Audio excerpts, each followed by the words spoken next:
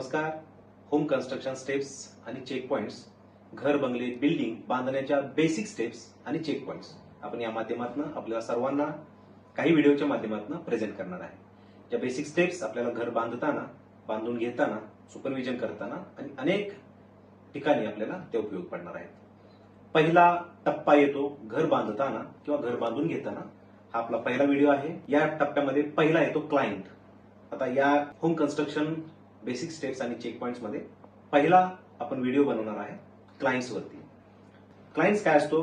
क्लायंटच्या माध्यमातून आपण घर बांधू शकतो किंवा जे क्लायंट्स आपल्याकडे येतात, जे इंजिनियर्स कडे येतात, आर्किटेक्ट कडे येतात किंवा जे क्लायंट्स असतात ते ज्यांना घरं बांधायची असतात, ज्यांना स्वतःचं घर बांधायचं असतात, अशी लोक काय करत असतात? एक इंजिनियर बघतात, एक आर्किटेक्ट शोधतात किंवा कॉन्ट्रॅक्टर शोधतात किंवा जी लोक मार्केटमध्ये घर बांधत आहेत अशा लोकांना शोधतात. त्यांना त्यांची नीड सांगतात, त्यांची गरज सांगतात आणि त्या माध्यमातून घर बांधण्यासाठी ते तुम्हाला प्रपोजल देतात. तर यावेळी आपण काय करायचं असतं? सर्वात महत्वाचं, घर बांधत असताना जी लोक तुमच्याकडे येत असतात त्यांच्याबरोबर तुम्ही प्रॉपर डिस्कशन केलं पाहिजे. तुमच्या ऑफिसमध्ये करा किंवा कुठेही जिथं आपण ज्या घर बांधणाऱ्या लोकांना तुम्ही घराविषयी माहिती देणार आहे त्या ठिकाणी तुम्ही त्यांचं डिस्कशन व्यवस्थित होईल अशा ठिकाणी बसा. सगळ्यात महत्वाचं, ज्यावेळी आपण घर बांधणाऱ्या लोकांबरोबर चर्चा करत असतो त्यावेळी शक्यतो गॉसिप्स किंवा इतर कन्स्ट्रक्शन फील्डच्या विषय सोडून दुसऱ्या गप्पा मारणं टाळा आणि पूर्ण फोकस घर बांधणे आणि घराविषयीच करा. सगळ्यात महत्वाचा मुद्दा येतो क्लायंट. ज्या लोकांना घर बांधायचं असतं त्यांनी किंवा जी लोक घर बांधून घेणार असतात त्यांनी इंजिनियर बरोबर किंवा डिझायनर बरोबर किंवा आर्किटेक्ट बरोबर कोणत्या पद्धतीचं डिस्कशन केलं पाहिजे आणि इंजिनियर्सनी, आर्किटेक्टनी किंवा कॉन्ट्रॅक्टरनी किंवा जी घरं बांधून देत असतात बिल्डर्स किंवा कोणीही, त्यांनी क्लायंट बरोबर काय डिस्कशन केलं पाहिजे. सगळ्यात महत्वाचा मुद्दा येतो क्लायंटची नीड. तो क्लायंट कशासाठी घर बांधत आहे? स्वतःसाठी बांधतोय का सेकंड इन्व्हेस्टमेंट म्हणून बांधतोय? या गोष्टीचं पहिल्यांदा डिस्कशन करा.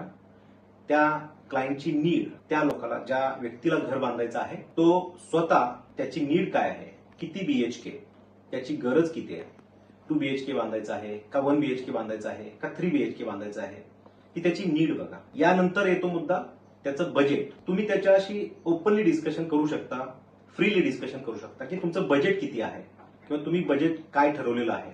एक अंदाजे बजेट घ्या. या माध्यमातून तुम्हाला कळू शकतं की त्या व्यक्तीला कोणत्या पद्धतीचं घर तुम्हाला प्लॅन करून दिलं पाहिजे, कोणत्या पद्धतीचं डिझाईन दिलं पाहिजे. डिझाईनमध्ये खूप प्रकार असतात, वेगवेगळे प्रकार असतात. ते प्रकार आपण काही पुढे पाहणारच आहोत. तर क्लायंट बरोबर डिस्कशन करत असताना त्यांची नीड, किती BHK घर बांधायचं आहे किंवा घराची स्पेसिफिकेशन्स काय पाहिजेत.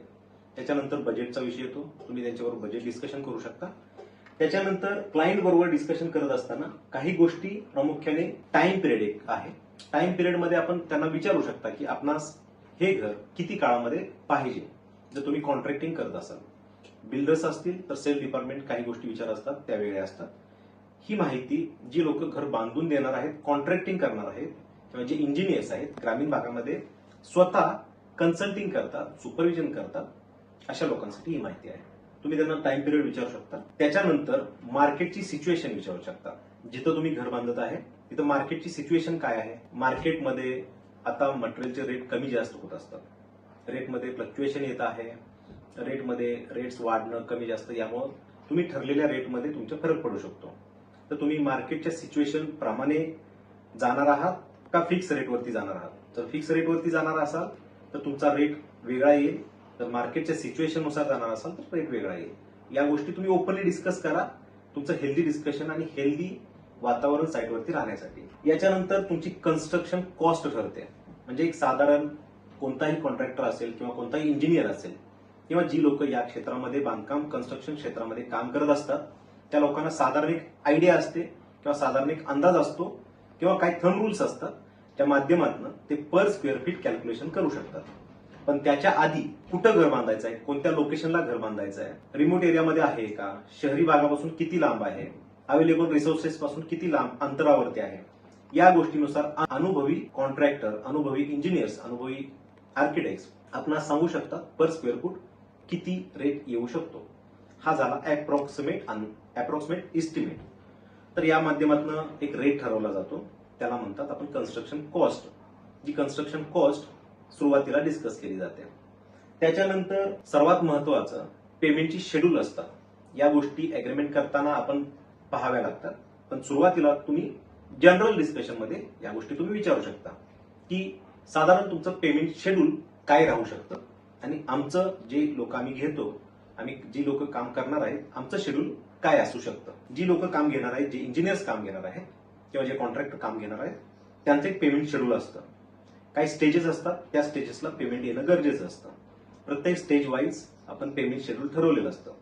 आपलं शेड्यूल आपण सांगू शकतो आणि त्यांचं शेड्यूल आपण जनरल डिस्कशन मध्ये डिस्कस करू शकतो. या काही महत्वाच्या गोष्टी असतात, क्लायंट आल्यानंतर आपण बोलल्या पाहिजे. क्लायंट बरोबर डिस्कशन करताना कधीही आपण गरज आहे हे दाखवणं तितकंच गरजेचं असतं, पण गरजेपोटी तुम्ही जास्त रेट कमी करून किंवा काम मिळावं यासाठी एखादा रेट विदाउट कॅल्क्युलेशन करता, लोकेशनचा अंदाज न घेता, रिसोर्सेसचा अंदाज न घेता जर आपण कॉस्टिंग जर सांगितलं तर तिथं प्रॉब्लेमॅटिक होऊ शकतं, लॉसेस होऊ शकतात. तर या गोष्टी टाळण्यासाठी जनरल डिस्कशन क्लायंट बरोबर पहिल्यांदा करणं गरजेचं असतं. धन्यवाद.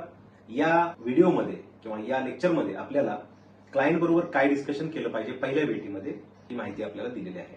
त्याचबरोबर काही टिप्स आहेत ज्या आपल्याला या माध्यमातून मिळून जातील. सगळ्यात महत्वाची पहिली टिप्स आहे, जर क्लायंट बरोबर डिस्कशन करायचं असेल तर सर्वात चांगल्या अँबियन्स मध्ये एकतर ऑफिसमध्ये करा, हॉटेलमध्ये करू शकता. जिथं तुम्हाला डिस्कशन करणं गरजेचं व्यवस्थित वाटत असेल त्या ठिकाणी आपण क्लायंट बरोबर डिस्कशन केलं पाहिजे. सेकंड, क्लायंट बरोबर डिस्कशन करत असताना कधीही तुम्हाला एखादी गोष्ट परवडत नसेल किंवा तिथं अवेलेबल होत नसेल तर त्या गोष्टीला नो म्हणणं गरजेचं आहे.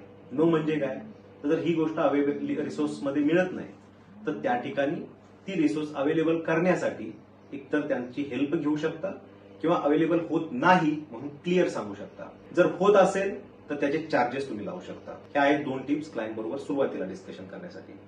धन्यवाद. आपण या लेक्चरमध्ये जे काही शिकलेलं आहात ते एका बाजूला आपल्याला शॉर्ट नोट्स मध्ये येऊन जाईल.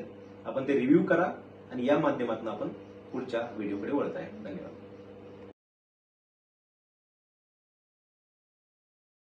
नमस्कार. व्हिडिओ नंबर 1, लेक्चर नंबर 1 आणि स्टेप नंबर 1 मधल्या या आहेत काही टिप्स. पहिली टिप, तुमच्याकडे आलेल्या क्लायंट बरोबर नेहमी बोलताना सॉफ्ट लँग्वेज मध्ये, पोलाइटली आणि कॉन्फिडेंटली बोललं पाहिजे. टिप नंबर 2 आहे, सर्वात महत्वाची म्हणजे तुमच्याकडे असलेलं नॉलेज तुमच्या बोलण्यातनं, तुमच्या बिहेवियर मधनं, तुमच्या बॉडी लँग्वेज मधनं नेहमी पुढच्याला दिसलं पाहिजे.